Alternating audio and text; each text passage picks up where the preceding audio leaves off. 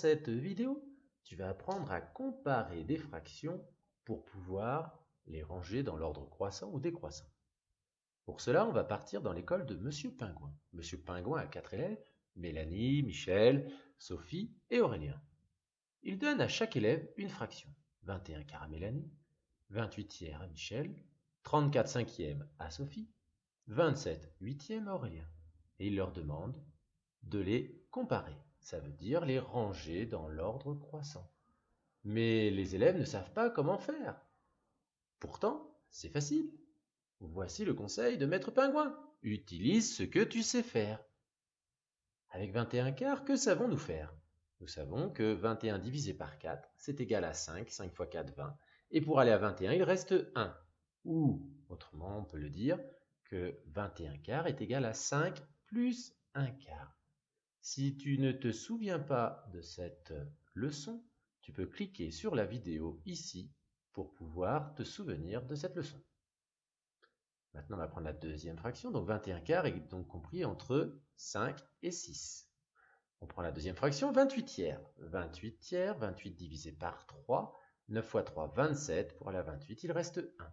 Ou on peut écrire aussi que 28 tiers est égal à 9 plus 1 tiers. Ça veut dire 9 plus un petit bout de quelque chose. Donc 28 tiers est compris entre 9 et 10.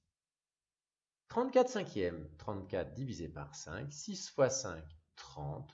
Pour aller à 34, il reste 4.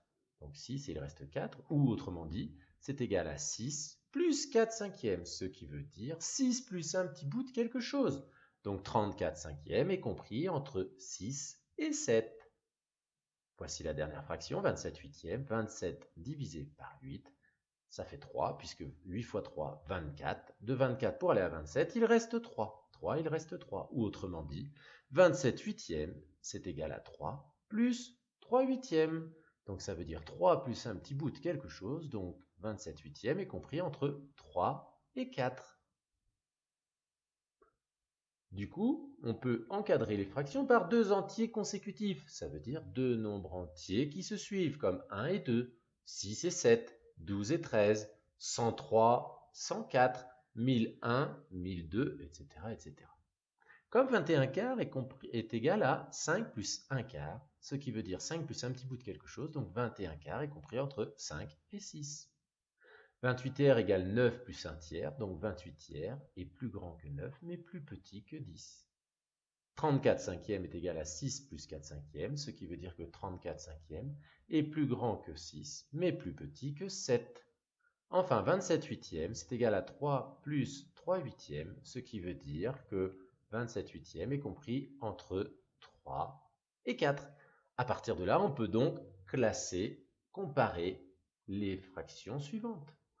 Donc, celui qui a la plus petite fraction, c'est donc Aurélien, puisque sa fraction 27 huitièmes est comprise entre 3 et 4.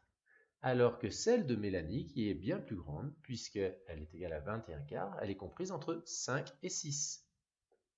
Enfin, Sophie, sa fraction 34 cinquièmes est comprise entre 6 et 7, elle est donc plus grande que celle de Mélanie. Enfin, c'est Michel qui a la plus grande fraction avec 28 tiers, puisque 28 tiers est compris entre 9 et 10.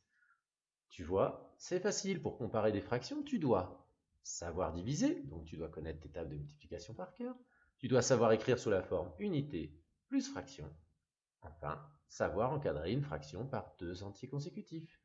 Tu vois, c'est très facile. Maintenant, c'est à toi de jouer, tu peux t'entraîner en cliquant sur l'exercice suivant. À bientôt!